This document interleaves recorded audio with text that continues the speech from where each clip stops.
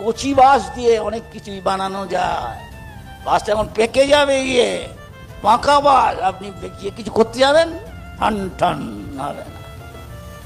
একটি ছেলে তার মাকে বলছে, মা, সে ইস্কনে থাকে বা অনেকদিন সেবা করেছে, মাকে বলে, আমাকে এসব আমাকে আবার তুই কি শিখাবি। তো যাই হোক, অনেকদিন করতে যাবেন, মায়ের অবস্থা বিশেষ সঙ্গীন, এখন যাই তখন যাই, এখন তখন শুয়ে আছে। মা, তোমার সময় হয়ে এসছে, এখন একটুখানি কিছু করো, হরিনাম করো। বারবার বলছে, মাকে অনুরোধ করছে। ছেলে, প্রত্যেক ছেলেই মাকে ভালোবাসে, মাও ছেলেকে ভালোবাসে, কিন্তু পাকা বাঁশ তাকে তো দেখানো যাবে।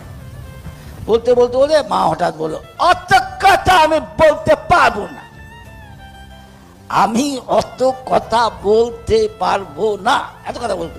কিন্তু হরে কৃষ্ণ বলছে। ছেলে বারবার বলছে, মা একটু হরে কৃষ্ণ বলো, তোমার এখন তখন অবস্থা, কি করছো তুমি?